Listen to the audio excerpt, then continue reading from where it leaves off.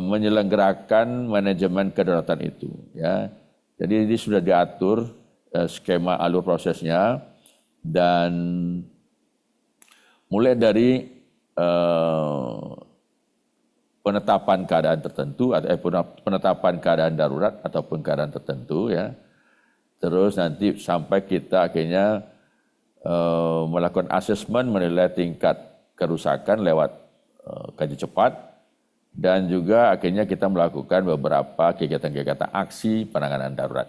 Skema ini sudah ada dan nanti silakan diikuti lah oleh teman-teman di BPBD dan nanti disesuaikan dengan kondisi setempat ya. Baik, lanjut. Ini juga tentang hierarkinya. Kalau kita lihat itu terakhir itu adalah rencana aksinya. Jadi ini hierarkinya yang paling atas. Saya nggak tahu, mudah-mudahan nanti semua BPBD sudah punya perencanaan ini sampai ke rencana operasi. Kalau tidak, ya kita mulai saja langsung ke daruratannya. Kalau memang itu sudah terjadi. Tapi kalau belum terjadi, kita siapkan perencanaan ini. Dan mudah-mudahan tidak ada alasan, tidak ada anggarannya Pak. Ya, jadi penyelenggaraan PB itu sebenarnya itu tidak semata-mata hanya tergantung kepada anggaran saja. Jadi anggaran juga bisa kita koordinasikan dari berbagai macam sumber. Baik, Bapak Ibu semua, saudara-saudara, sekarang kita masuk ke manajemen penanganan darurat. Apa itu Pak? Apabila terjadi bencana, apa yang harus dilakukan? Ya. Ada 6 hal yang harus dilakukan. Ya. Itu berdasarkan undang-undang. Pasal 48 itu ada 6 hal yang dilakukan. Itu Anda bisa lihat ini di screen ini.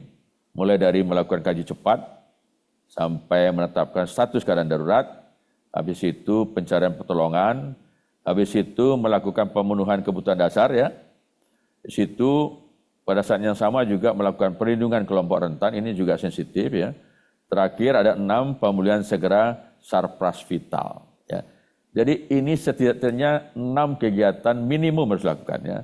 Dan boleh nambah daripada itu boleh. Tetapi 6 ini wajib. Ini adalah ukuran KPI-nya, Key Performance Indicator-nya. Jadi kalau Anda dari BPBD ditanya, Pak apa aja sih yang dilakukan? Ya 6 itu lakukan. Loh siapa Pak yang bertanggung jawab dan mengkoordinir ini? BPBD. Jelas di undang-undang itu. Loh kami belum diajar Pak cara-caranya. Ya belajarlah. Ya. Ini hari ini kita mulai tahap belajar. Tapi saya yakin kalau sudah tahap-tahap kalak ya, sudah level kalak sama kabit, saya rasa sudah sering mendapatkan training pelatihan-pelatihan tentang dasar manajemen bencana. Kalau belum nanti kita bisa lakukan secara reguler ya. Tapi ini dia, cuma ini aja ini urusan. Kalau kita bicara manajemen bencana, manajemen darurat bencana, ya urusannya cuma yang 6 ini aja.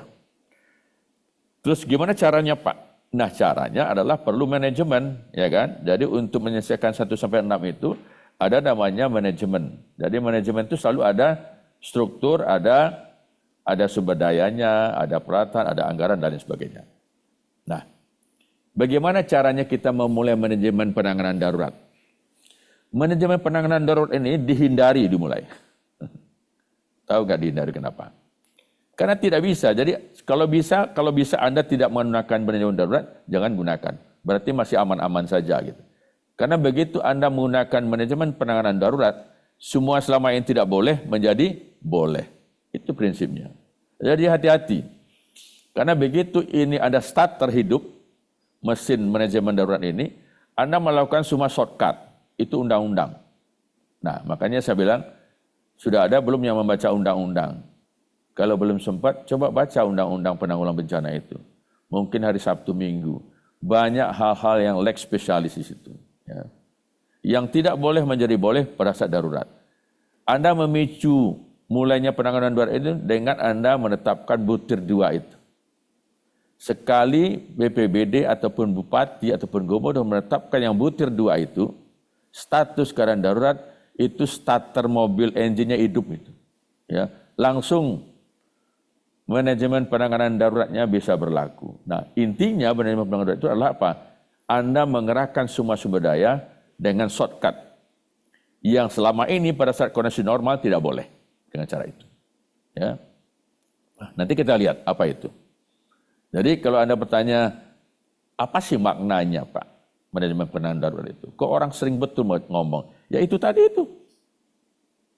Artinya Anda melakukan suatu manajemen khusus yang tidak biasa dilakukan dan tidak boleh dilakukan berdasarkan kondisi normal. Kenapa? Karena terlalu banyak yang di-shortcut di sini. Bahaya. Ya. Jadi yang boleh menetapkan itu adalah 3 pejabat saja. Itu namanya presiden, bupati wali kota sama gubernur. Jadi 3 pejabat ini di undang-undang yang bisa men-trigger boleh dimulainya manajemen penanganan darurat bencana. Tapi sekali dimulai, semua kemajuan akses bisa berlaku. Namun sekarang ada lagi baru, namanya Kepala BNPB. Tapi tidak diatur dalam undang-undang, itu diatur di dalam Perpres. Perpres keadaan tertentu, itu lain lagi ceritanya. Ya. Itu ada story-nya itu.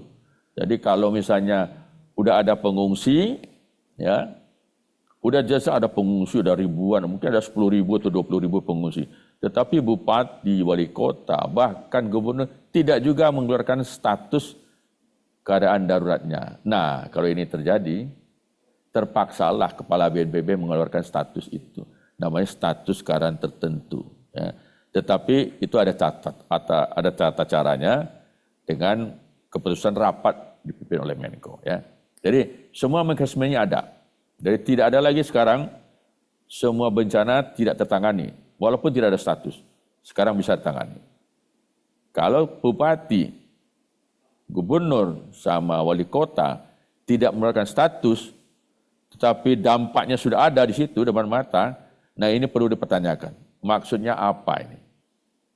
Ya, apakah mau melanggar aturan atau ya nanti kita bahas lah. Ya. Mudah-mudahan nanti ada yang bertanya tentang itu. Oke ya, jadi gini ya. Ini slide ini menggambarkan apa yang mau dikerjakan dan bagaimana caranya. Instrumennya apa Pak? Ya ini, yang manajemen penanganan SKPDB ini. Namanya Sistem Komando Penanganan Darurat Bencana. Kenapa sih kok pakai komando-komandoan begitu? Ya. Apa bedanya sama manajemen yang biasa? Apa bedanya sama manajemen di perusahaan? Kok manajemen di perusahaan tidak pakai komando? Kenapa kok manajemen penanganan darurat bencana pakai nomenklatur komando? Emangnya ketentara-tentaraan kita ini? Enggak. Memang ada maknanya itu. Kenapa? Karena pada saat kedaruratan itu semua sumber daya itu terbatas. Tidak ada. Saya waktu masih tinggal di Sumbar, gempa 2009 itu, baru hari ketiga saya makan. Hari pertama, hari kedua nggak bisa makan. Tidak ada yang dimakan. Cuman cari-cari apa, bekas-bekas apa. Ya, itulah. Semua serba terbatas. Bagaimana Anda melaksanakan manajemen kalau semua terbatas? Nah, oleh sebab itu manajemen penanganan darurat bencana ini bukan manajemen biasa, ini manajemen sangat sulit. Oleh sebab itu tidak bisa dilaksanakan dengan konsep-konsep manajemen biasa. Harus komando. Commanding system itu dari atas ke bawah. Supaya apa? Supaya cepat. Kenapa cepat? Karena batas waktunya cuma terbatas. Tidak ada manajemen penanganan darurat itu sampai 5 tahun itu tidak ada. Manajemen penanganan darurat itu dibatasi paling lama 30 hari. Ya. Itu kalau bencana besar itu. Tapi kalau bencana sedang ya 7 hari, 14 hari. Tapi kalau udah besar ya 30 hari. Iya taruhlah paling lama juga 60 hari kayak tsunami Aceh. Tapi setelah itu udah masuk ke transisi menuju ke area pemulihan. Jadi durasinya pendek sekali, oleh karena itu, karena pendek itu perlu percepatan. Supaya cepat, ya tidak bisa manajemen biasa, makanya commanding system. Udah paham ya? Jadi kalau nanti BPBD ditanya, Anda bisa menjelaskan itu. Jadi bukan gagah-gagahan pakai komando-komando gitu, enggak. Itu memang namanya commanding system, itu internasional. Ya. Namanya kalau internasional namanya Incident Command System. Commanding. Perintah. Kalau perintah lebih cepat semuanya ya. Nah, cuman memang ada tata caranya, ada tata kelolanya. Bagaimana sih Pak tata kelolanya? Bagaimana sih manajemen itu bisa berjalan? Nanti kita lihat di slide-slide berikutnya. Ya. Nah, namun demikian ya, mentang-mentang manajemen darurat, Anda tidak bisa sembarangan. Ya. Oh main cepat-cepat terus main tobruk-tobruk, tidak bisa juga. tetap saja manajemen penanganan darurat bencana itu tetap harus ada tata kelolanya. Ya. Tidak bisa seenaknya. Ya. Anda boleh ngambil logistik di toko orang dipaksa buka tengah malam boleh, tetapi harus dibayar gitu. Setelah itu Anda bayar. Kalau Anda tidak bayar berarti Anda namanya perampok. Anda nanti ditangkap polisi. Ya. Jadi tetap ada tata kelolanya. Nah, bagaimana sih tata kelolanya Pak? Ya ini di slide ini Anda bisa lihat nih banyak sebenarnya aturan-aturannya. Jadi ada Perka BNPB nomor 3 tahun 2016, ada aturan-aturan kebijakannya diatur di Undang-Undang 24 tahun 2007, ada juga kebijakan-kebijakan pedomannya di PP nomor 21, juga terkait dengan khusus tentang keuangannya juga diatur. Ya. Itu diatur dalam peraturan BNPB nomor 4 tahun 2020. Ini tentang dana siap pakai. Dana siap pakai ini dana yang khusus untuk status keadaan darurat bencana. Ya. Jadi silakan nanti coba di Google aja, ya dibuka itu. Kalau yang belum pernah membaca, coba baca. Karena di sini semua penanganan darurat bencana itu memang sangat tergantung dengan pembiayaan. Anda tidak bisa aksi kalau nggak ada anggaran. Nah, anggaran itu bisa diakses macam-macam.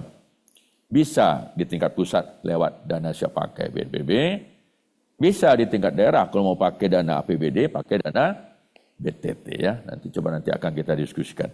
Oke, artinya prinsipnya slide ini menjelaskan bahwa manajemen penanganan darurat itu harus tetap tertata kelola dengan baik. Tidak bisa sembarangan. Jangan Anda tabrak-tabrak. Kalau Anda tabrak-tabrak, ya nanti udah selesai nanti penanganan darurat bencananya, ya Anda nanti akan berurusan dengan pihak-pihak yang tidak Anda inginkan lah. Gitu ya. Jadi tetap tertata kelola dengan baik, walaupun kita menggunakan sistem manajemen penanganan darurat bencana. Lanjut, oke. Sebelum kita masuk betul ke sistem komandonya itu ya, ini prinsip-prinsip, sebenarnya sama ini ya. Jadi bahwa dalam penanganan bencana harus berkolaborasi, tidak hanya di bencana, di semuanya berkolaborasi ya. Jadi tidak hanya bencana, tapi ini secara umum. Oke, itu seperti apa sih Pak lebih detailnya? Ya di sini ada di dalam undang-undang kita sebenarnya ada aspek-aspek itu. Jadi kalau Anda baca pasal 3 di Undang-Undang Penanggulangan Bencana itu, ada dua aspek ya, ada dua prinsip yang mendukung itu, yaitu prinsip koordinasi dan keterpaduan, dan ada sebutnya prinsip kemitraan. Nah, dalam prinsip-prinsip inilah sebenarnya yang akhirnya kita harus mendevelop sistem kolaborasi itu seperti apa sih? Ya. Nah, sebenarnya di dalam Perka nomor 3 tahun 2016 kita ini tentang SKPDB ini ya, sistem komando penanganan darurat bencana ini sistemnya adalah sistem kolaborasi. Nanti kita lihat bersama-sama ya. Jadi ada dasarnya ya.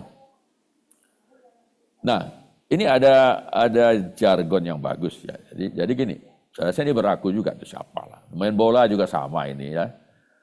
SKPDB juga sama ya. Di kantor juga sama. Jadi getting good players is easy. Ya. Getting them to play together is the hard part. Jadi mengambil orang hebat-hebat, jago-jago, misalnya Pak Kosa, Pak Yuve gitu, orang-orang pintar semua di BNPB, gampang. Tetapi bagaimana membuat mereka bisa bekerja sama itu tidak gampang. Gitu. Ini tantangannya. Ini tetap tantangan di dalam managing disaster response ataupun manajemen tanggap darurat. Ini tantangannya. Ya, banyak berkumpul di situ. Waktu sudah ada sistem komandonya, ada di posko utamanya, berkumpul semua pihak di situ. Orang hebat semua. Ada Kalak BPBD hebat, ya kan? Ada direktur dari BNPB hebat, ya. Ada Dandim, ada Dandrem dari TNI hebat juga itu. Terus juga ada Kapolres ataupun Kapolda hebat semua. Orang-orang hebat semua berkumpul di posko utama itu.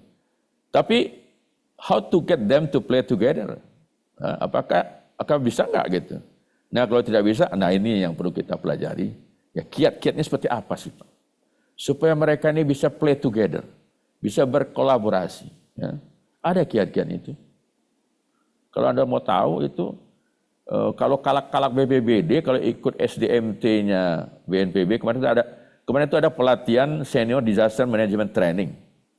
Itu Kalak semua, yang ikut. Ada 70 kalak. Nah ini di situ itu diajarkan, karena yang ngajar itu semua pihak yang jago-jago lah di BNPB, termasuk semua eselon 1 BNPB, kepala BNPB, direktur-direktur di BNPB, ya, termasuk Widya Suara Utama, itu diajarkan itu, how to play together itu. Kiat-kiatnya seperti apa itu. Nah, jadi kalau Anda mau tertarik, ya mungkin nanti kalak yang lain yang belum ikut SPB, silakan nanti ikut. 10 hari, ya. Nanti pulang dari situ, insya Allah siap tempur di lapangan. Ya. Ini saya bukan promosi ini, tapi fakta. Ya. Baik, oke. Nah ini kiatnya ini. Kalau ada penanganan darurat bencana, jadi gini ya, makna daripada sistem komando penanganan darurat bencana itu, Perka nomor 3 tahun 2016 ini, ya, ini itu adalah diaplikasikan biasanya itu di bencana-bencana yang ya relatif medium sama besar lah. Kalau bencana-bencana kecil ya tidak perlu. Kenapa? Gunanya manajemen darurat itu untuk mempercepat, untuk membuat itu efektif, efisien. Tapi kalau bencananya kecil ya, bencananya banjir kecil-kecil ya datang pagi, nanti jam 9 pagi sudah hilang banjirnya. Tidak perlu Anda terapkan ini. Kenapa? Makin Anda terapkan ini makin malah tidak efektif dan efisien gitu. Tapi kalau dia sudah kompleks, sudah sulit, perlu suatu sistem komando yang khusus, nah baru diterapkan ini. Ya, jadi Anda maknanya harus tahu juga bahwa ini diterapkan di tempat-tempat yang memang pantas untuk diterapkan. Jadi nanti Anda pilihlah. Walaupun kita tidak perlu ya, walaupun kita tidak berharap ada bencana terjadi, tetapi begitu bencana besar terjadi atau bencana menengah terjadi ya, itu bisa kita manage penyelenggaranya dengan sistem manajemen khusus, namanya sistem komando penanganan darurat bencana. Ya. Jadi intinya satu komando, satu command post. Ya. Jadi kalau ada bencana itu kiatnya apa? Kalau ada bencana itu kiatnya adalah gini. Ya sebenarnya ini ilmu preman ini sebenarnya. Ya. Ilmu preman Tanah Abang itu kan begitu. Kalau Anda datang itu dari kampung itu ya, ke Tanah Abang itu, buka lapak dulu depan toko itu, Anda langsung mengambil alih satu wilayah dulu. Ya, sama ini juga gitu. Ya. Kalau terjadi bencana, 12 jam setelah itu harus ada yang menguasai ini. Jangan biarkan macam-macam, jangan biarkan ada tenda-tenda udah muncul sendiri, Basarnas sudah bikin sendiri tenda, ini udah bikin sendiri komando, wah macam-macam, tidak boleh itu. Jadi langsung datang ke kantor bupati, kalau tidak ada bupati langsung datang rumahnya ya. Kalau bencananya besar ya Pak Gubernur. Datang ke rumah Pak Gubernur, masih hidup nggak Pak Gubernurnya? Atau masih hidup nggak Pak Bupati? Masih. Pak Sekdanya masih hidup, semua masih ada. Wah, kalau masih kita bisa jalan ini. Nah, biasanya itu teman-teman BNPB udah datang duluan. Ya, biasa teman-teman BNPB itu, ya kalau bisa 12 jam itu sudah datang. Atau kalau terlalu sulit, terlalu jauh ini 24 jam sudah datang. Itu bencana Lewotobi itu jauh sekali itu di NTB itu. Kepala BNPB itu, Pak Suharyanto itu, dalam waktu 24 jam sudah sampai sana. Pakai kapal itu dari Bali. Nah, supaya apa? Supaya begitu langsung datang, langsung pegang bukan komandonya. Jadi gini, ketemu gubernur, ketemu bupati, kita buka posko, hanya satu posko saja. Begitu ada satu posko, semuanya nanti merapat ke situ. Nah, commanding sistemnya jalan. Tapi kalau TNI udah buka posko sendiri, ini udah posko sendiri, Basarnas buka posko sendiri, Pasegda buka posko sendiri, wah udah kacau itu. Tidak boleh itu. Jadi begitu paling cepat siapkan posko, makanya harus cepat-cepat datang ke situ. Sekali posko terbuka, semuanya nanti secara bertahap terjalankan dengan baik. Tapi ada clue-nya juga, Anda nggak usah khawatir 3 hari pertama kalau bencana besar ya, 3 hari pertama itu kacau balau, enggak apa-apa, memang DNA-nya begitu.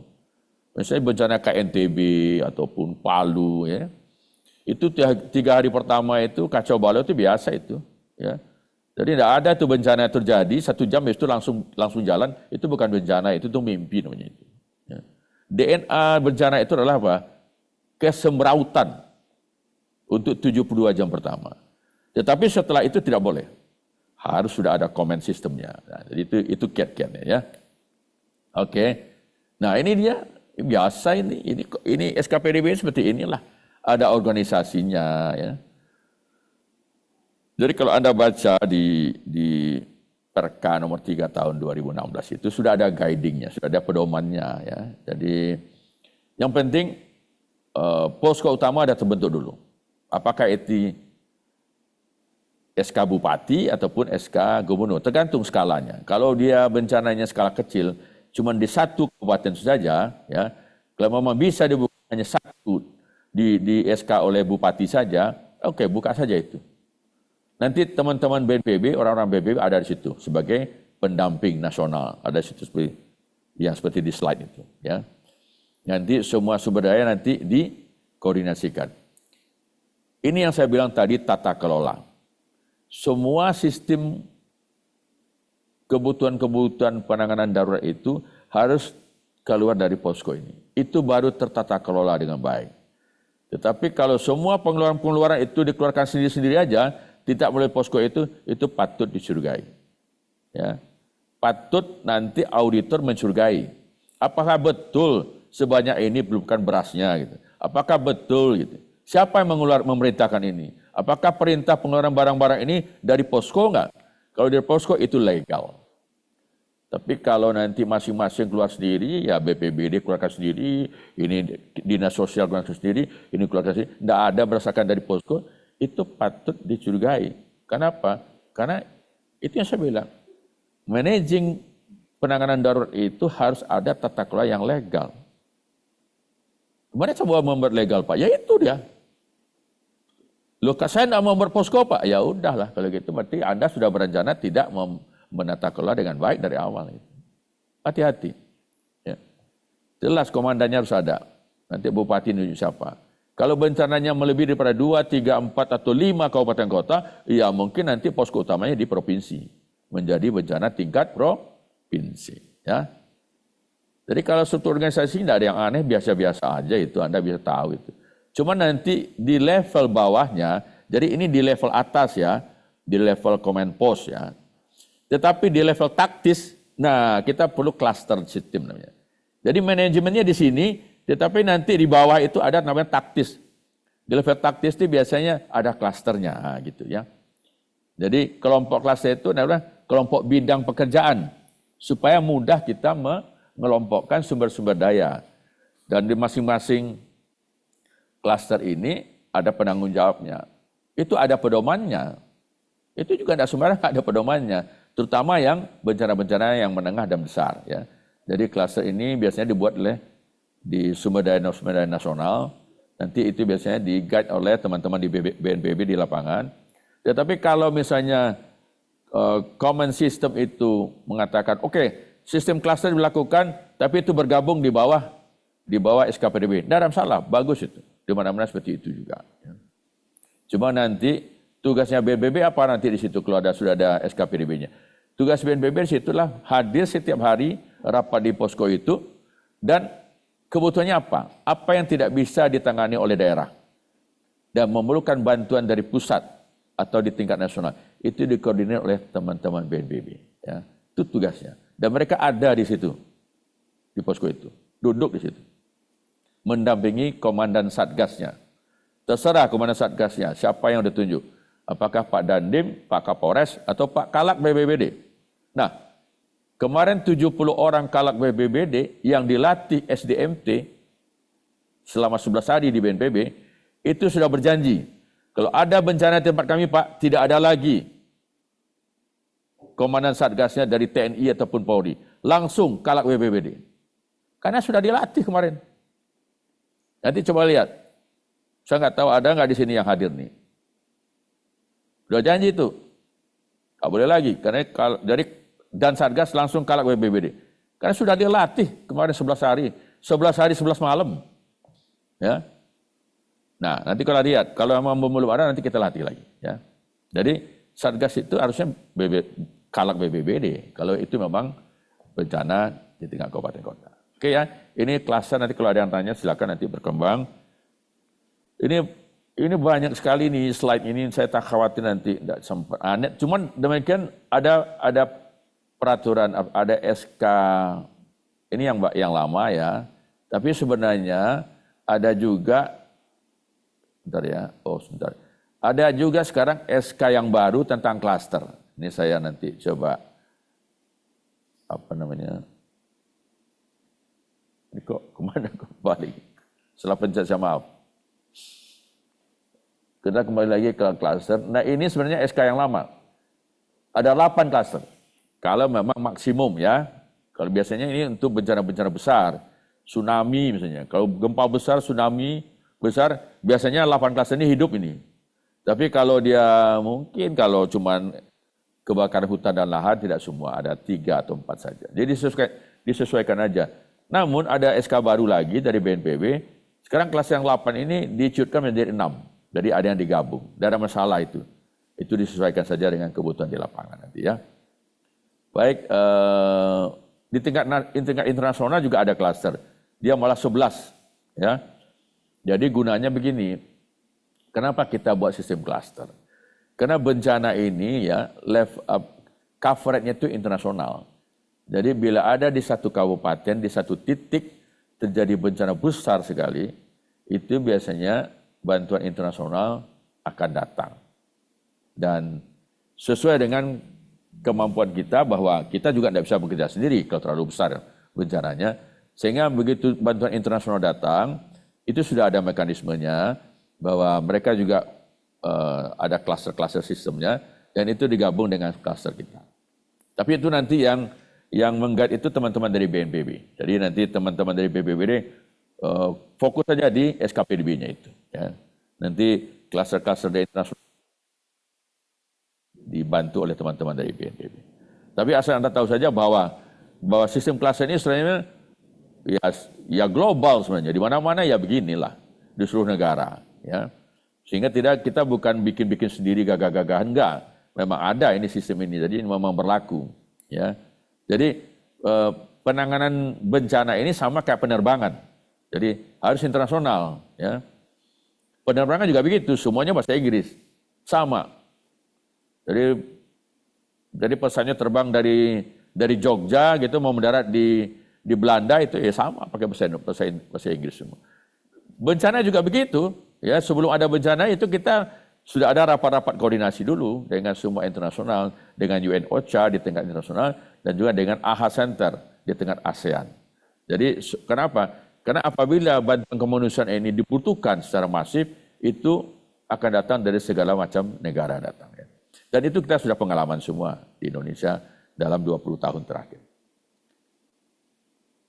Nah ini tadi kita lihat satu-satu lah, kaji cepat seperti apa, tapi nanti mungkin akan detailnya nanti Pak Kosa sama Pak Yufe akan mengadakan serial, lagi ya, ada serial pembinaan lagi, nanti khusus kaji cepat, nanti khusus DSP, tapi ini secara umum kita lihat bahwa kaji cepat itu ya ini sebenarnya diperlukan. Kenapa? Karena saya sudah bilang tadi bahwa ya kan kita ada 6 hal yang harus kita lakukan. Untuk apa sih kaji cepat? Kaji cepat ini kaitannya sama bagaimana kita menetapkan ini memang pantas untuk ditetapkan sebagai status bencana apa tidak gitu. Jadi jangan cuma tebak-tebak gitu ya, kira-kira saja dan akhirnya ya penetapan status keadaan darurat ini tidak begitu kuat, tidak begitu matang gitu. Harusnya ini kan rapat di kantor bupati, kalau dia tingkat bupati ya, dihadiri oleh berbagai macam unsur-unsur terkait. Kalau dia bencananya bencana gempa, banjir, harus ada orang BMKG-nya di situ. Kalau itu erupsi gunung api, harus ada orang PVMBG-nya di situ. Dan di situ diputuskan. Ya. Jadi ya sekarang kan harus pakai teknologi lah. Ya. Ini memang di BNPB sendiri, memang kita akui juga ini bahwa kaji cepat ini juga perlu pelatihan lebih lanjut. Walaupun sekarang sudah ada ini. Itu kan ada Perka BNPB baru itu tentang petunjuk pelaksanaan kaji cepat ini untuk BPBD khususnya karena ini merujuk kepada Permendagri 101 ya tentang standar teknis pelaksanaan SPM itu kan disebutkan di situ di SPM itu ada kaji cepat.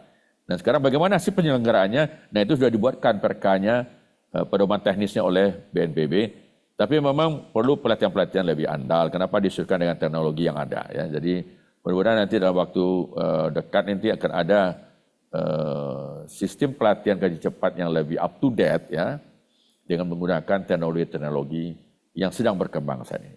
Supaya nanti penetapan status dan asesmen-asesmen berikutnya itu bisa lebih memadai dan bisa membuat penanganan-penanganan darurat bencana menjadi lebih efektif dan efisien. Nah, oke, ini kita masuk ke bagian yang kedua, itu status keadaan darurat bencana. Ini sangat penting ini. Itu tugas pokoknya BPBD. Ya. Jadi ini nyawanya BPBD. Karena yang membuat, yang menetapkan status itu, yang mengonsep itu BPBD ke gubernur ataupun ke bupati sesuai dengan levelnya. Ya. Cuman saya pengen menggabungkan ini. Jadi status keadaan darurat ini kan ada siaga darurat, ada tanggap darurat, ada transisi darurat ke pemulihan. Jadi 3 ini dalam lingkup status keadaan darurat, gitu ya. Ini ada aturannya ini, ada PP nomor 21 pasal 23 ya. Namun jangan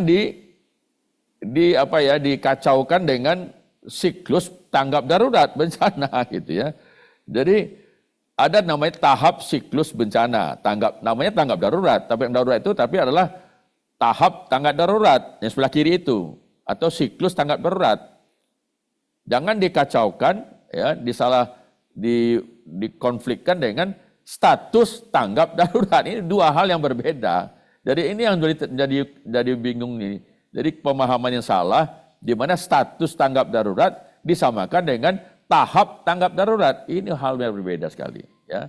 Jadi di dalam siklus tahap tanggap darurat itu dimungkinkan ada keadaan status untuk status darurat, siaga darurat, tanggap darurat sama transisi ya.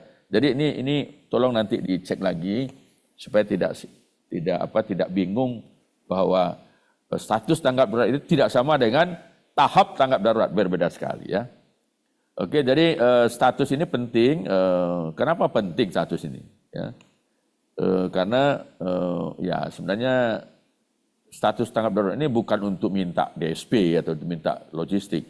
Tidak hanya itu, tapi sebenarnya ini adalah dengan ada status ini adalah untuk perlindungan hak-hak sipil. Ya. Kalau tidak ada status ini, kalau Anda dipecat bekerja di pabrik misalnya, Anda bisa tuntut balik. Karena memang saya tidak bisa kerja karena ada status. Misalnya ada banjir, sertifikat tanah Anda hilang ya. Nah Anda nanti harus bisa minta lagi ke BPN untuk terbitkan. Asal ada status. Jadi ini sebenarnya untuk melindungi hak-hak sipil. Pak Kosa, apakah kita harus stop dulu? Mau apa? 8 menit lagi, Pak. 8 menit, oke. Ya. Nanti saya dikode aja ya. Siap. Oke. Saya mau menjelaskan tentang status karena banyak sekali yang tidak paham tentang status itu apa. Gitu. Ya. Jadi saya tanya untuk apa sih status tanggap darurat? Untuk minta DSP Pak. Itu memang 1 dari 1000 gunanya. Ya. Tapi misalnya Anda ada kontraktor gitu ya. Dia kena bencana itu tidak bisa kerja. Dalam kontraknya itu kan dia didenda itu kalau udah telat. Denda 1 hari 1 per mil. Tapi kalau ada status tanggap darurat, dia tidak bisa kerja, dia terlambat, Anda tidak bisa denda itu. Jadi dengan status ini, Anda bisa melindungi hak-hak orang gitu. Jadi banyak sekali ini yang bisa digunakan oleh masyarakat kalau ada status. Jadi yang banyak hati-hati BPBD. Kalau memang itu bencana, itu ada dampaknya bagi penghidupan dan kehidupan orang ya. Itu Anda harus keluarkan status. Kalau Anda tidak keluarkan status oleh bupati, itulah yang terjadi yang saya sampaikan itu. Kenapa? Karena tidak paham maknanya status itu. Untuk apa sih Pak status? Kalau enggak kenapa emang? Itu hati-hati. Tapi kalau memang tidak ada bencananya, tidak pantas itu ada bencana, ya jangan keluarkan status gitu. Nanti keluarkan status nanti malah dimanfaatkan untuk hal tidak karu-karuan ya. Jadi ingat, status ini paling bahaya. Ini status ini adalah tombol engine, tombol mesin nih. Jadi kalau hidupin mesin mobil itu ini kunci mobilnya, kuncinya. Ya, ini hati-hati. Jangan dipakai untuk hal-hal yang tidak diperlukan ya. Jadi sekarang mudah-mudahan ini sudah sedikit paham, nanti silakan kalau ada yang bertanya diskusi nanti bisa kita bahas.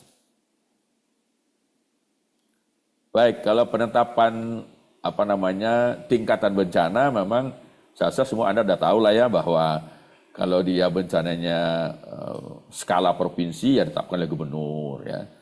Kalau skala kabupaten kota ditetapkan oleh bupati wali kota, tahu.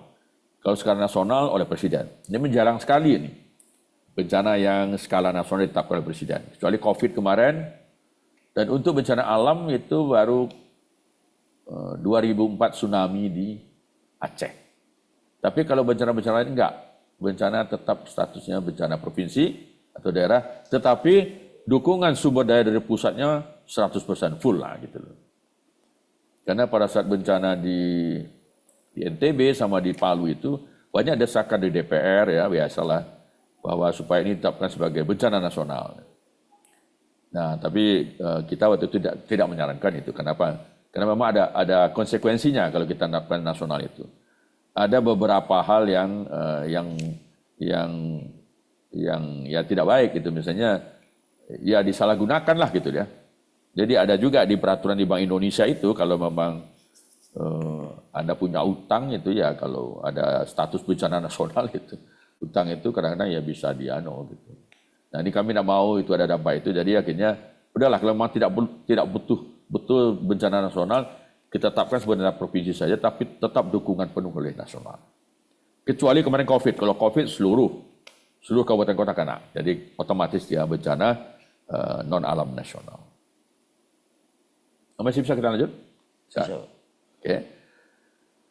Nah, ini kemudahan akses. Nah, ini harus apal ini ya. Jadi tadi itu yang saya bilang penetapan status tadi itu, status keadaan nasional, status keadaan darurat itu sebenarnya adalah dalam rangka bisa menggunakan pasal 50 ini ya, di undang-undang, yaitu kemudahan akses. Nah, inilah undang-undang pasal-pasal lex spesialis di undang-undang penanggulangan bencana ya. Jadi pasal ini tidak boleh digunakan pada saat kondisi normal, tidak boleh ini, bahaya ini. Ya. Karena semua tidak boleh menjadi boleh sekarang ini.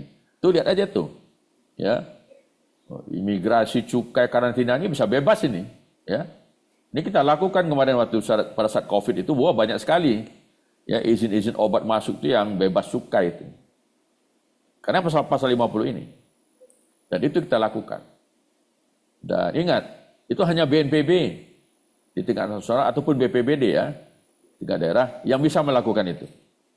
Kemudahan akses itu. Yang lain tidak boleh sembarangan. Ya, tapi kalau di daerah itu atas koordinasi dengan BPBD. Termasuk mengadakan penunjukan langsung untuk pengadaan barang ya. Jadi itu boleh. Jadi ini kita lakukan. Dan komando. Anda lihat aja komando. Anda coba lihat, ada enggak? Tidak ada undang-undang sektor, undang-undang kementerian lembaga, di mana saja undang-undang, baca aja. Yang pakai nomenklatur komando itu tidak ada. Selain undang-undang TNI sama undang-undang polisi. Gitu. Nah di undang-undang di luar TNI sama polisi itu yang ada nomenklatur komando itu hanya di undang-undang penanggulangan bencana saja. Jadi inilah jadi lex spesialis pasal-pasal 50 ini. Nah, kenapa penanganan bencana itu menjadi penting, menjadi khusus? Karena memang banyak pasal-pasal khusus di dalam penanggulangan bencana itu. Yang harus dikoordinir, dipertanggungjawabkan oleh BNPB dan BPBD.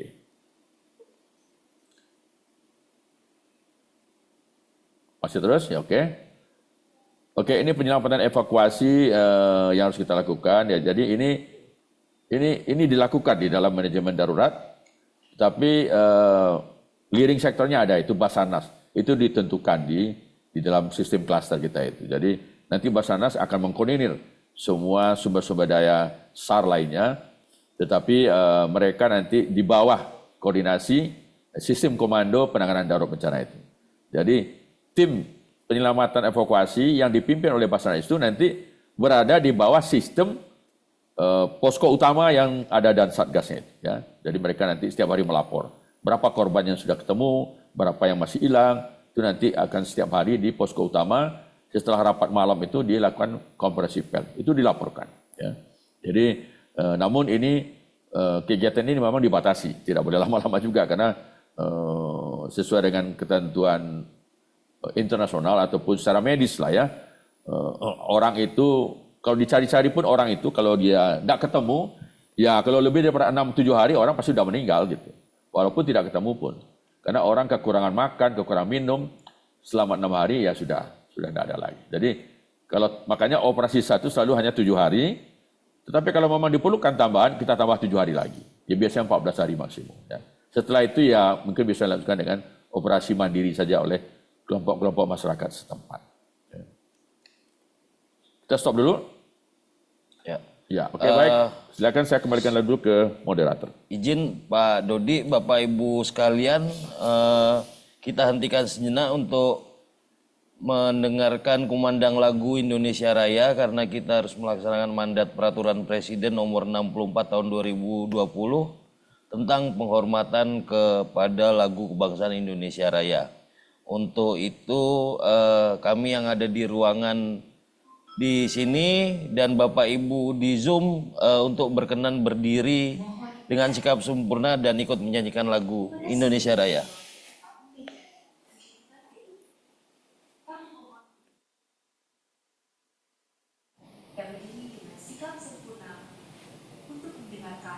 Lagu kebangsaan Indonesia Raya.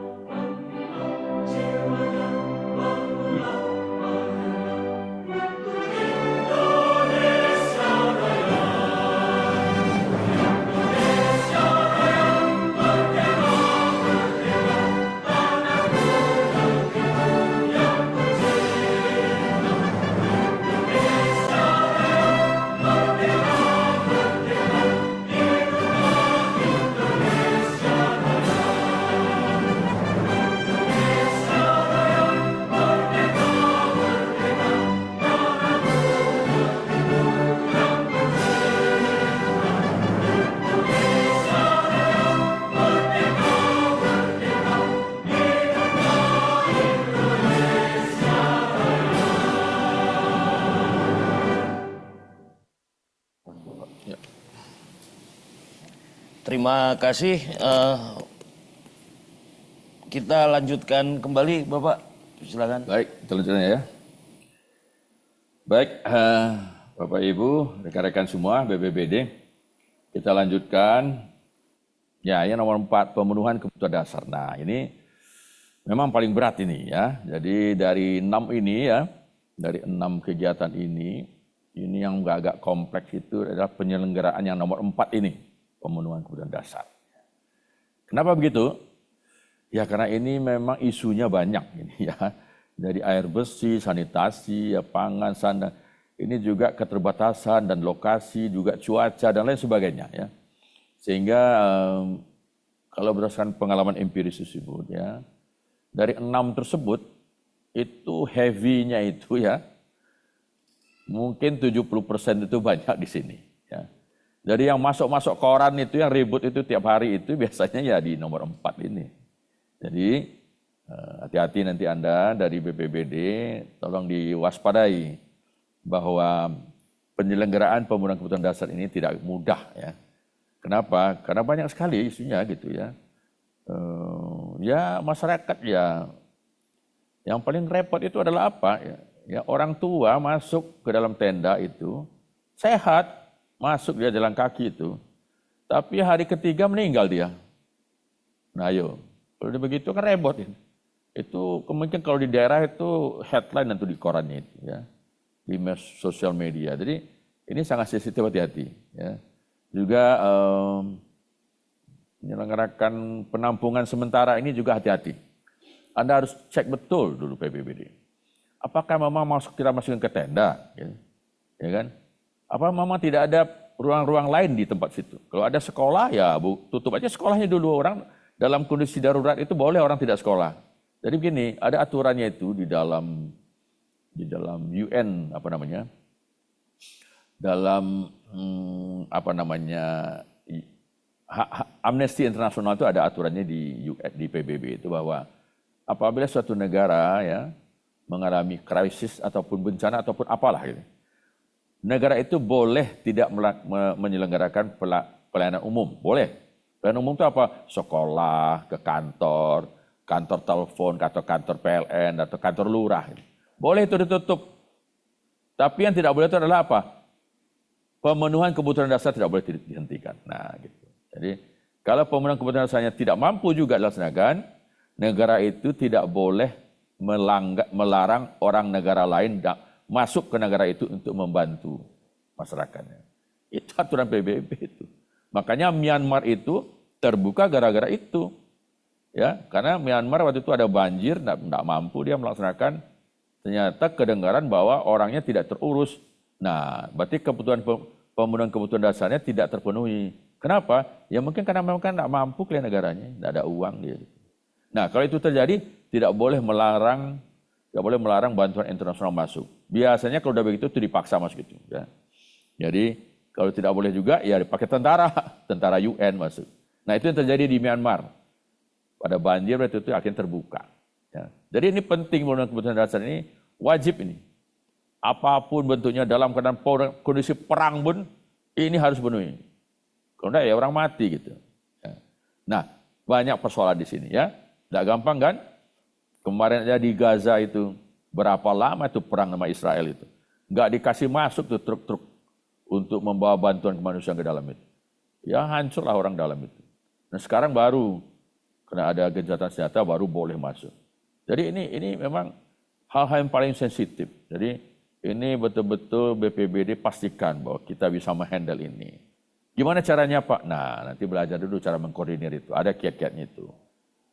Kalau hanya BPBD cuma bisa semua bantuan itu nanti BPBD sendiri yang ngantari bantuannya sendiri gitu. Nggak bisa itu. BPBD harus bisa mengkoordinir semua pihak. Jadi bantuan tidak hanya dari BPBD sendiri, tetapi juga dari semua pihak. Dari pihak swasta, dari Dinsos, dari macam-macam. Itu harus BPBD yang mengkoordinir itu. Di mana Pak? Di posko utama. Lakukan itu. Jadi jangan hanya cuma BPBD saja ngasih makanan gitu, jangan. Itu cuman itu salah satu dari 100 tugas BPBD gitu ya. Jadi harus punya kemampuan untuk mengkoordinir. Harus bergaul dulu lah sebelum terjadi bencana gitu ya. Dengan mereka-mereka yang kita butuhkan itu. Oke, kita lanjutkan. Nah ini juga sensitif nih. Jadi Anda jangan coba-coba terjadi kegagalan di sini ya. Jadi kalau ada penanganan bencana di mana di kelompok rentan ini terjadi sesuatu, ini bahaya. Jadi kelompok rentan ini cenderung dipisahkan tendanya. Bukan tenda lah ya. Ini kebiasaan tenda sih kita ya. Sebenarnya tidak perlu harus di tenda. Kalau ada misalnya rumah sekolah yang bisa dikosongkan, ya masuk itu aja. Itu lebih aman. Dia tidak kena hujan. Sudah ada kamar mandi, toiletnya sudah ada. Gitu. Jadi kalau bisa masukin ke tenda itu terakhir lah gitu. Ya. Kecuali kalau ada gempa besar ya, memang bangunan-bangunannya bertingkat, tidak ada lagi yang tidak bertingkat. Memang takut kita di dalam bangunan. Jadi kalau memang masih ada bangunan satu tingkat, kalau ada gempa susulan pun, ya mudah-mudahan tidak roboh lah. Mungkin lebih baik di situ saja gitu ya. Nah, ini harus dipisahin tendanya kelompok rentan ini. Ini hati-hati, jangan sampai nanti bayi-bayi malah meninggal di situ. Nah ini ribut ini, ya. Jadi ini mengurus kelompok rentan ini paling sensitif. Kalau ada kelompok rentan yang terzolimi, tidak terurus, malah ada yang meninggal, ini beritanya tidak hanya nasional, beritanya internasional ini. Ya, banyak NGO yang pro kepada gender itu, wah langsung beraksi itu, rame. Malah kalau Anda ibu hamil, bayi yang tidak Anda urus, itu ada kementerian khususnya di Jakarta itu, ya kan? Namanya Kementerian Pemberdayaan Anak dan Perempuan. Nah itu bisa langsung datang di situ. Jadi isu ini jadi pastikan ini terurus. Dan BPBD yang ngurus ini, mengkoordinir. Bukan BPBD sendiri yang kerja ya, harus mengkoordinir bersama teman-temannya di Dinsos segala macam itu. Teman-teman swastanya, dompet duafa semua dikoordinir aja. Ya. Di mana mengkoordinirnya? Ya di posko utama itu. Kalau ada poskonya, kalau Anda membuat SKPDB-nya, tapi kalau Anda misalnya bencana kecil tidak perlu posko, ya udahlah mungkin nanti dikoordinir di kantor Anda aja gitu ya. Tapi tetap ini tugas pokok kita. Tugas pokok BPBD itu mengkoordinir gitu. Jangan kerja sendiri ya. Nah, ini sebenarnya ini sebenarnya sudah ada orang-orang yang mampu untuk ini. Jadi kalau ada pemulihan segera sarpras vital ini, jembatan, telepon, PLN, pasar termasuk vital ya, pasar ya. Jadi ini segera, tapi nanti teman-teman BPBD bisa minta bantuan teman-teman BNPB. Karena biasanya untuk ngurus prasarana vital ini, kementerian lembaga ataupun institusinya ini ada berhubungan dengan pusat ini. Jadi kalau PU nanti BPBD akan hubungi PU pusat supaya dikerahkan alat gitu ya, supaya nanti bisa mempercepat penyelesaian jembatan yang putus. Ya juga bisa nanti PU-nya akan memerintah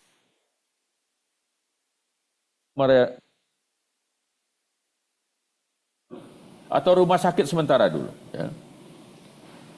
Juga nanti Telkom di pusat nanti akan kita coba perintahkan gitu, supaya Telkom di daerah segera menghidupkan komunikasi. Listrik PLN juga begitu, banyak itu ya. Terus juga Pertamina, bahan bakar tidak ada ya, macam-macam. Nah, di mana Pak ini diselesaikan urusan ini? Ini di posko itu. Jadi posko utama itu ya di tempat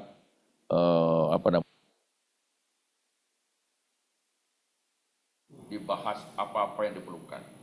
Mana bantuan dari pusat yang diperlukan. Apakah perlu helikopter enggak? Kalau nggak perlu ya nanti BNPB akan mengkoordinir.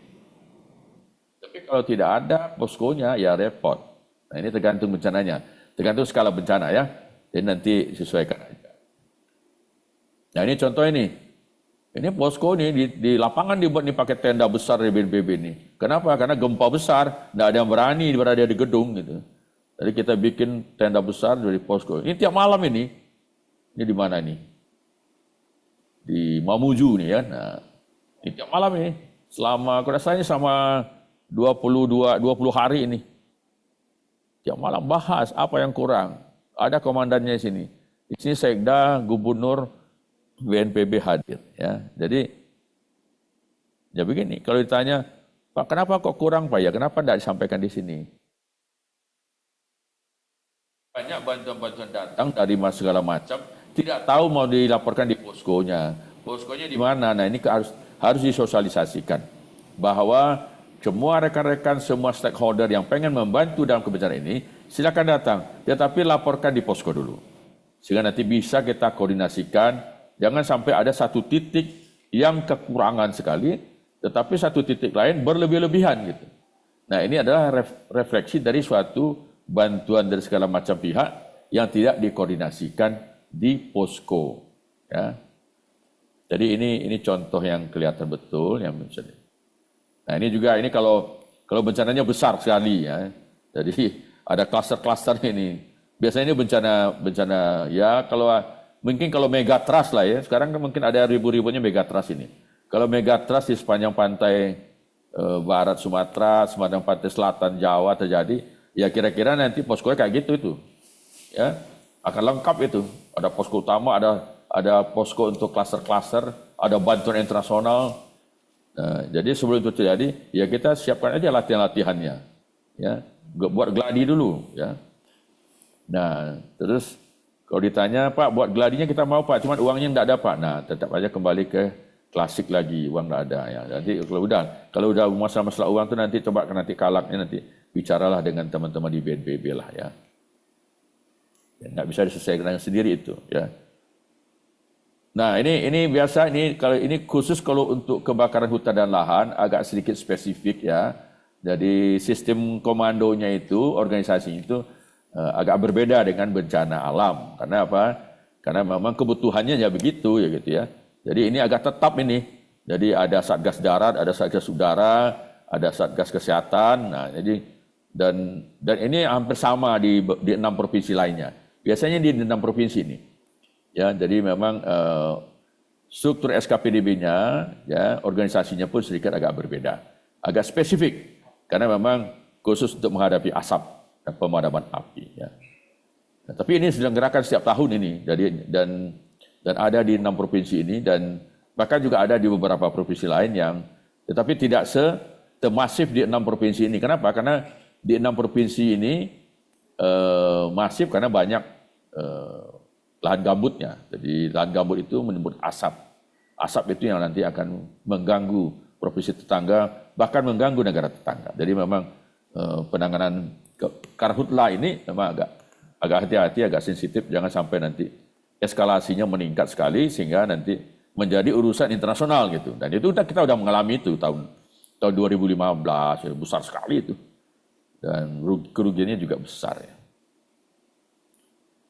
Nah ini pencegahan lah ya. Kalau sebelum terjadi asap itu ya khusus tuh teman-teman di BPBD yang di daerah yang kebakaran hutan ya biasa dicegah dulu gitu.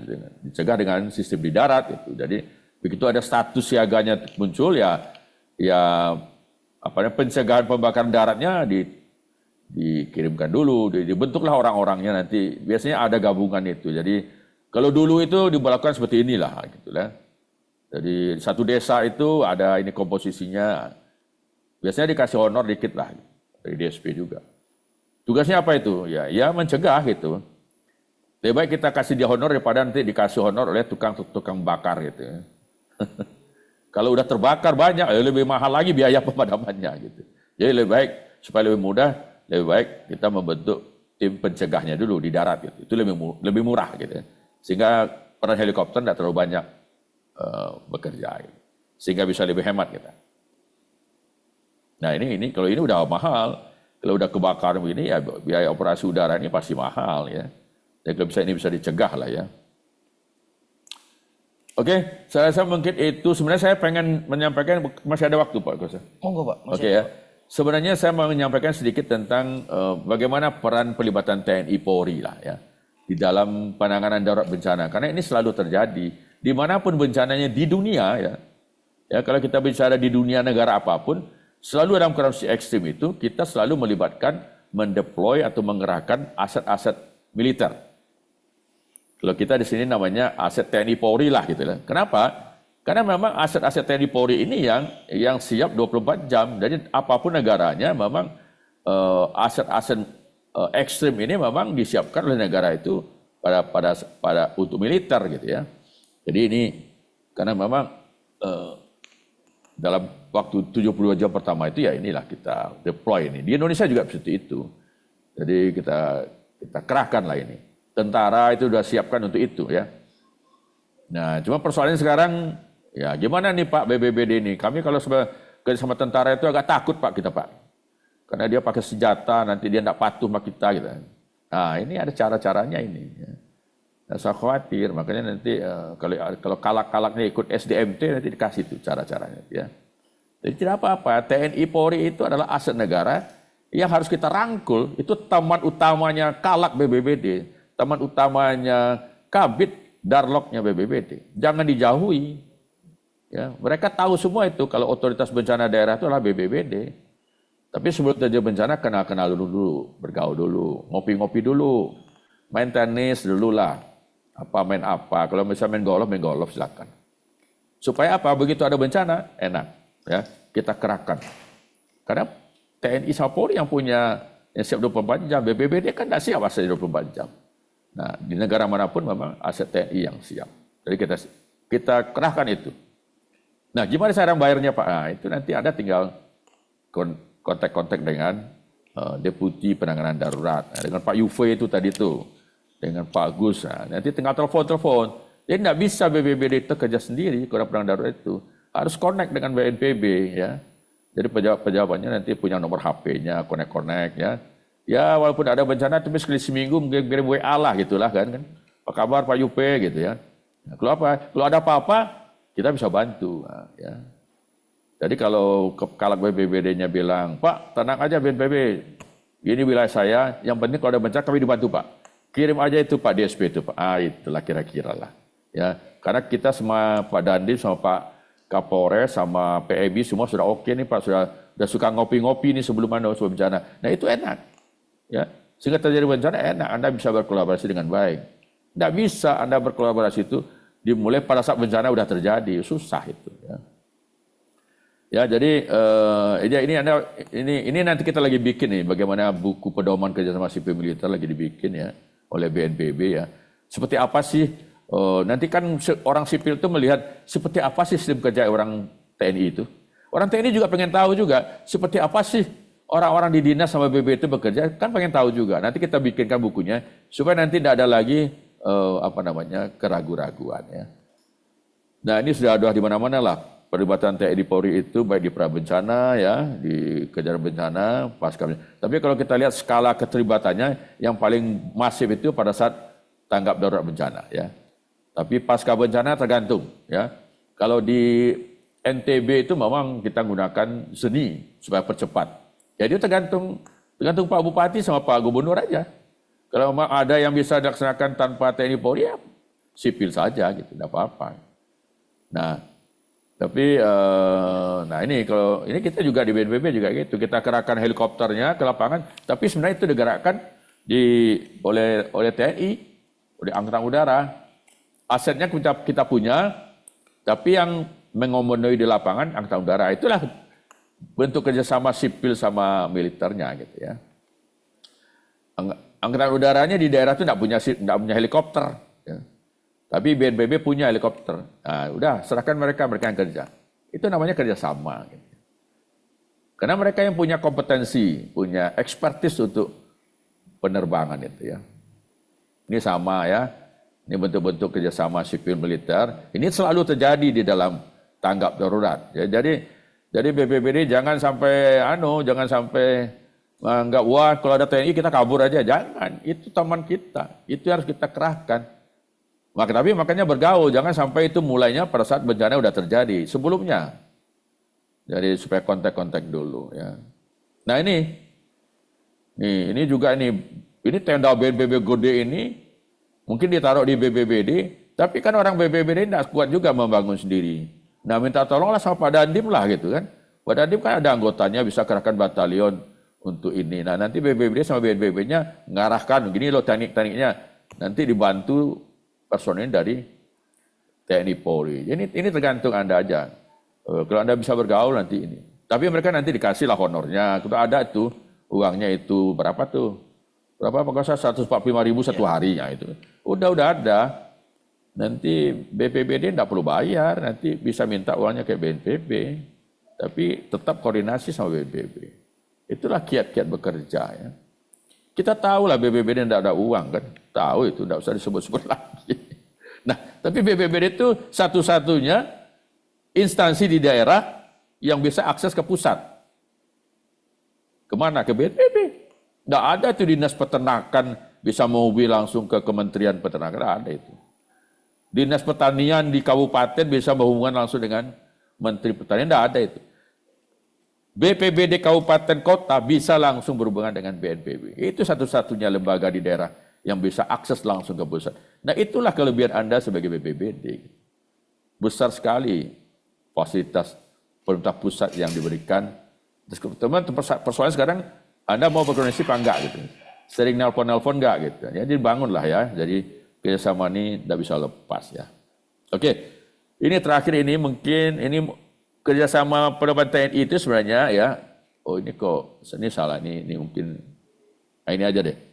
Jadi apa sih kiatnya kerjasama TNI Polri itu? Kerjasama sipil militer itu. Kiatnya ada 4 itu. Ya.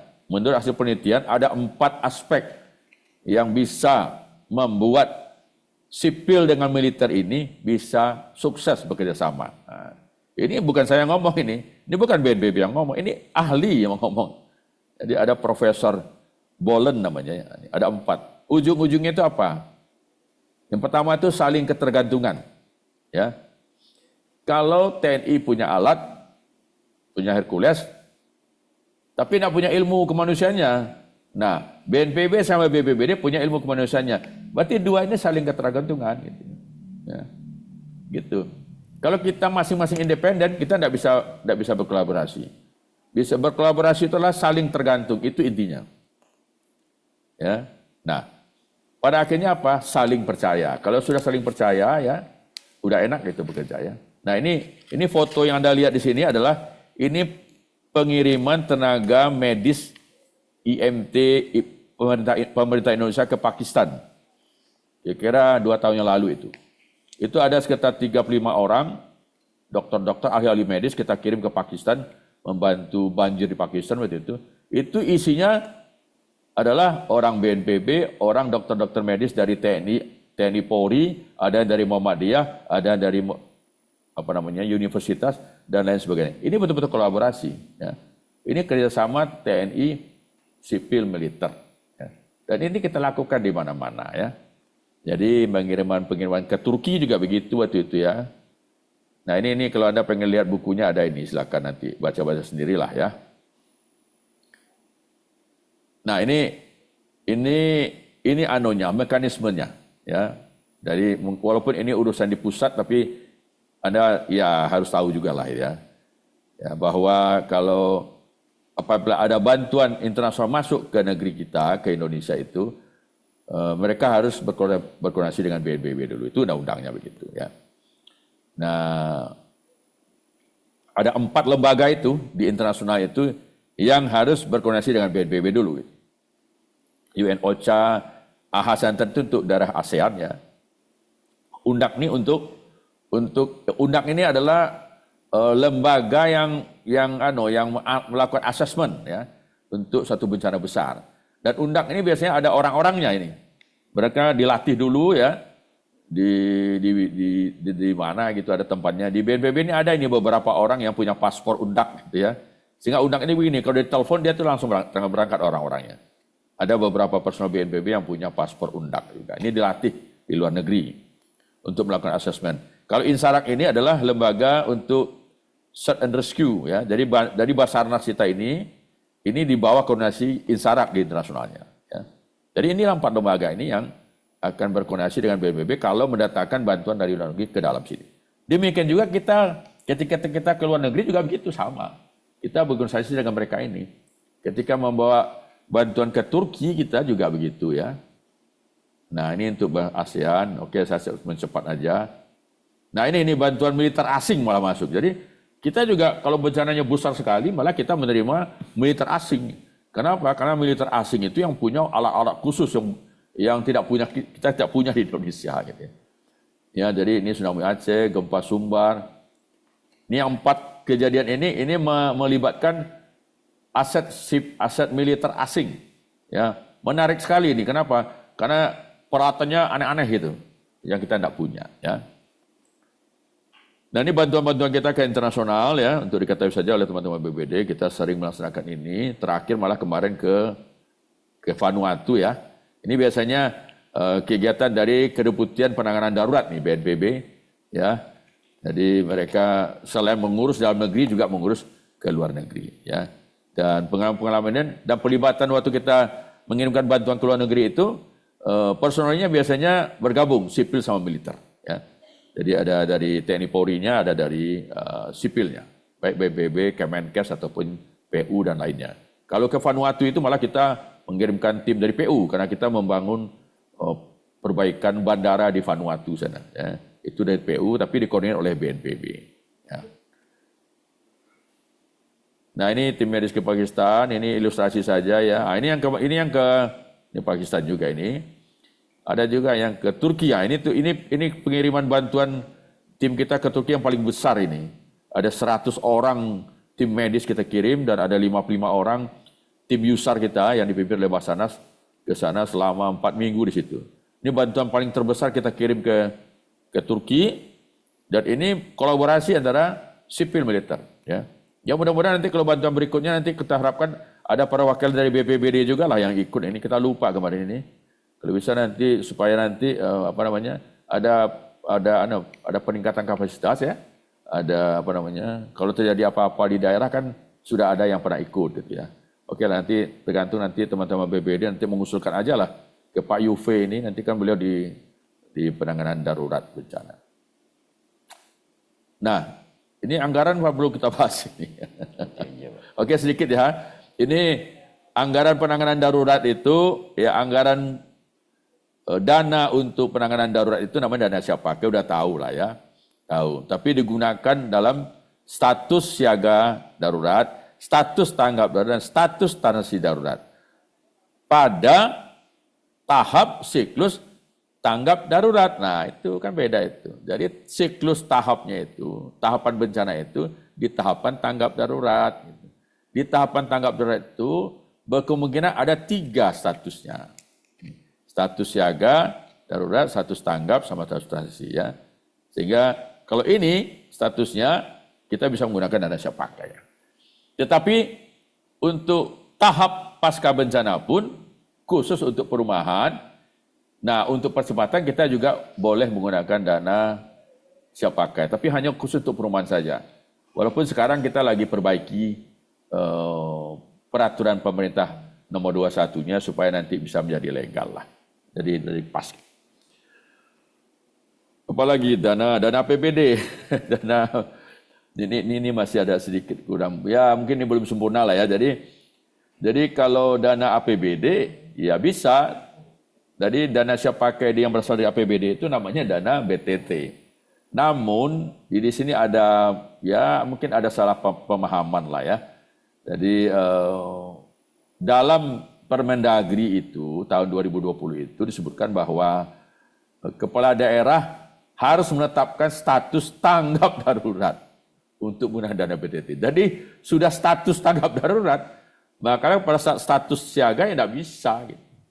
Banyak teman-teman di BPBD nanya, Pak, kok BTT nggak boleh pakai di status siaga Pak? Ya gimana, peraturan Permendagri begitu.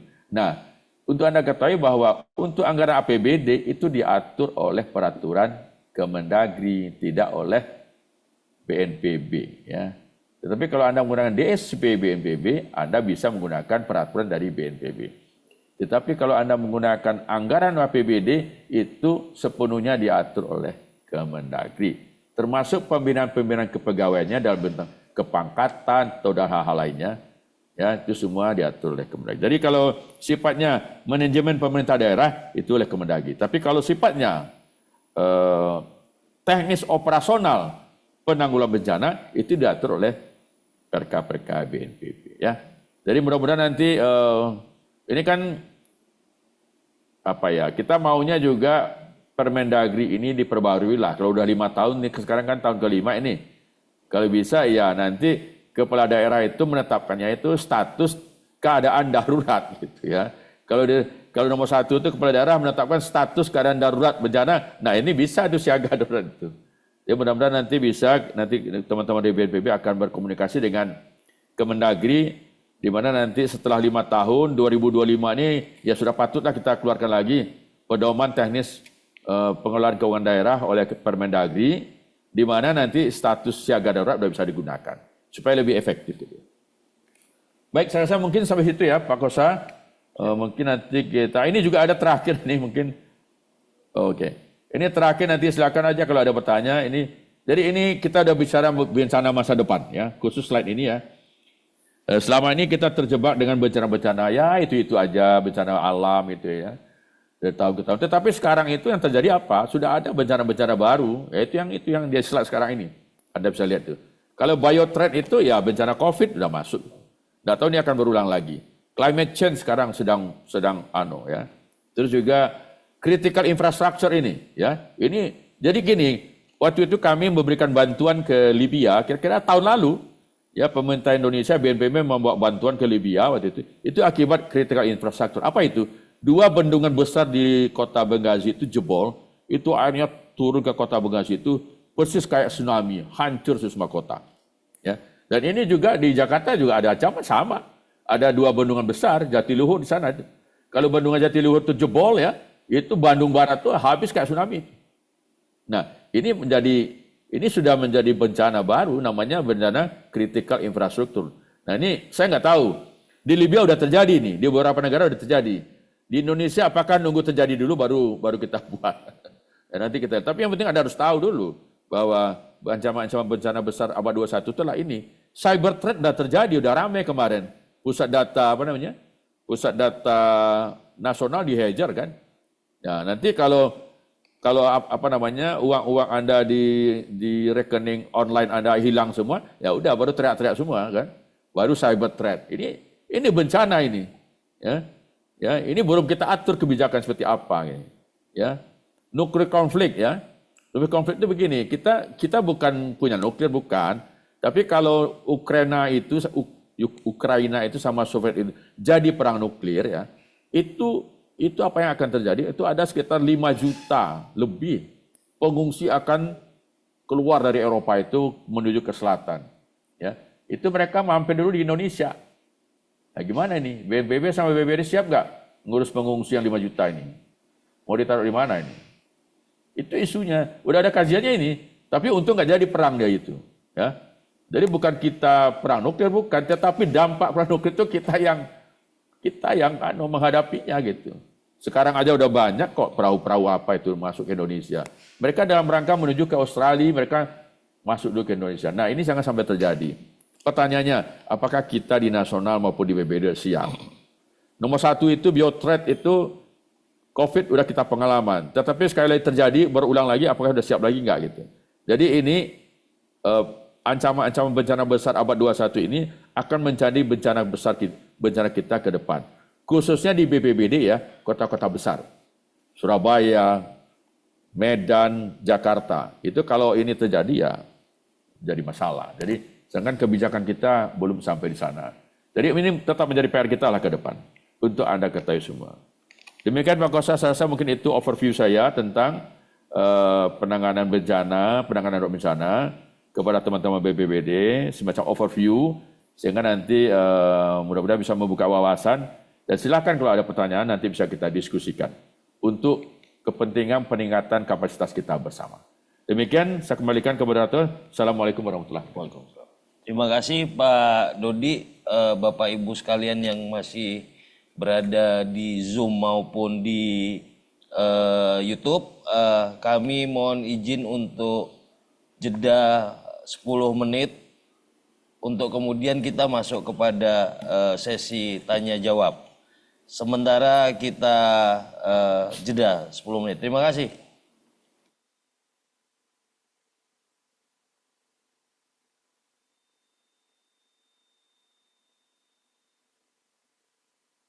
Kita budayakan sadar bencana,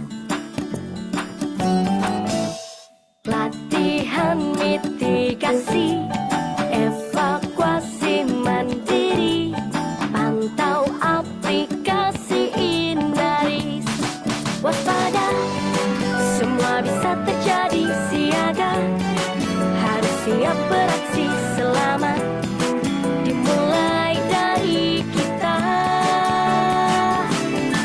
Siapkan tas siaga bencana, pastikan nomor darurat punya, kita siap untuk selamat.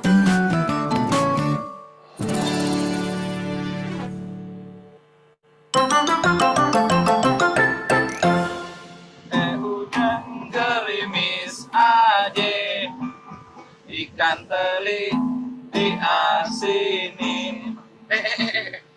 Ntar lu dah, ngomong-ngomong gerimis nih ya. Tadi pagi gua nonton berita, katanya ntar malam bakal hujan deras. Gimana dong? Kagak jadi